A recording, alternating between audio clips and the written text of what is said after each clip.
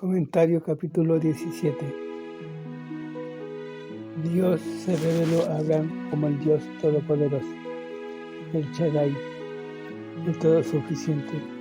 Nótese cómo se repite mi pacto en este capítulo. Su cumplimiento descansa en Dios, no en el hombre. Nótese también las repetidas afirmaciones. Haré. Para el pueblo judío la circuncisión se hace en la carne, para el cristiano es en el corazón, para los judíos es un recordatorio permanente, pero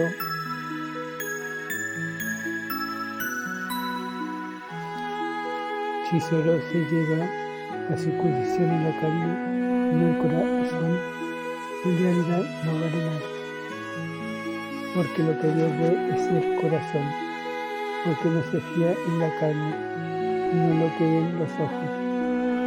Veamos Juan 2, 24 y 25. Pero Jesús mismo no se fiaba de él, porque conocía a todos, y no tenía necesidad de que nadie le diese testimonio del hombre, pues él sabía lo que había en el hombre. Romanos 2, 28 y 29. Pues no es judío el que lo es exteriormente, no es la circuncisión la que se hace exteriormente en la carne, sino que es judío el que lo es en lo interior, y la circuncisión en la del corazón, en espíritu, no en letra, la alabanza del cual no viene de los hombres, sino de Dios. Romanos 4:10. ¿Cómo pues le fue contada, estando en la circuncisión o en la incircuncisión? No en la circuncisión, sino en la incircuncisión. Génesis 5, 1, 2. Estad pues firmes en la libertad con que Dios nos hizo libres, y no estéis otra vez sujetos al yugo de esclavitud. Y aquí yo, Pablo, os digo que si os circuncidáis, de nada os aprovechará Cristo. Gálatas 6:15. Porque en Cristo Jesús ni la circuncisión vale, ni la incircuncisión, sino una nueva creación. Muchos creyentes no saben la diferencia entre vivir en tiempos del Antiguo Testamento y el Nuevo Testamento. En el Antiguo Testamento los creyentes vivían bajo la ley, vivían por vista, es decir, por obra. Ellos mostraban una fe externa, guardando estrictamente la ley. Su énfasis era mostrar su fe de manera externa. Diferente como son los cristianos nuevotestamentarios, veamos unas diferencias. Éxodo 15:20. Y María, la profetisa, hermana de Aarón, tomó un pandero en su mano, y todas las mujeres salieron en pos de ella con panderos y danzas. Mateo 14:6. Pero cuando se celebraba el cumpleaños de Herodes, la hija de Herodías, danzó en medio y agradó a Herodes. Efesios 5:19. Hablando entre vosotros con salmos, con himnos y cánticos espirituales, cantando y alabando al Señor en vuestros corazones.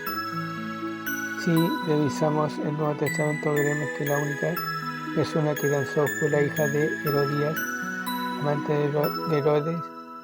Ni siquiera en el Apocalipsis, cuando alababan al Señor, se ven danzas. En cambio, Pablo dice que nosotros, cantando y alabando al Señor en nuestros corazones. No dice cantando con panderos y danzas, dice cantando y alabando al Señor en vuestros corazones. ¿Por qué no vemos danzas o bailes en las iglesias del Nuevo Testamento? Para hacer diferencia entre lo que es santo y lo que es mundano, diferencia entre lo que es el corazón y lo que es de la carne.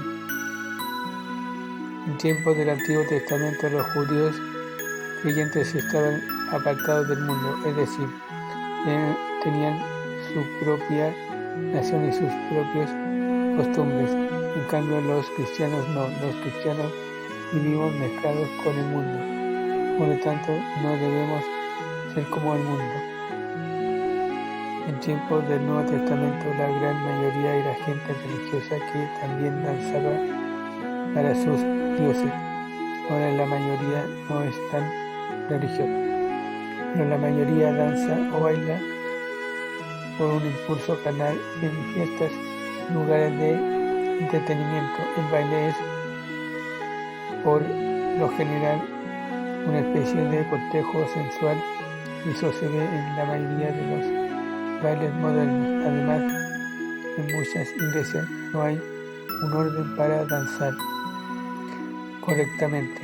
Por ejemplo, hace un tiempo vi por internet un culto donde cada uno danzaba como quería y uno supuestamente danzaba con movimientos de karate. Seguramente le gustaba practicar el karate. Deuteronomios 18:18. Profeta les levantaré de en medio de sus hermanos como tú, y pondré mis palabras en su boca, y él les hablará todo lo que yo le mandare. 1 Corintios 13:8. El amor nunca deja de ser, pero las profecías se acabarán, y cesarán las lenguas, y la ciencia acabará. Hebreos 1:1 y 2. Dios, habiendo hablado muchas veces y de muchas maneras en otro tiempo a los padres o los profetas, en estos postreros días nos ha hablado por el Hijo, a quien constituyó heredero de todo y por quien asimismo hizo el universo. En el Antiguo Testamento eran frecuentes los profetas, de hecho, están los libros de los profetas mayores y menores. En el Nuevo Testamento solo tenemos el Apocalipsis para revelarnos qué pasará en el futuro con los creyentes en la tierra. Como ya dije antes, los profetas fueron enviados a Israel, y en el Nuevo Testamento se nos advierte que vendrán falsos profetas. ¿Cómo podemos identificar los falsos profetas? Respuestas: entendiendo que ya Dios no manda profetas porque ya su palabra está completa. Nuestra única norma de fe y enseñanza es la Biblia, a través de la predicación y el estudio de la Biblia.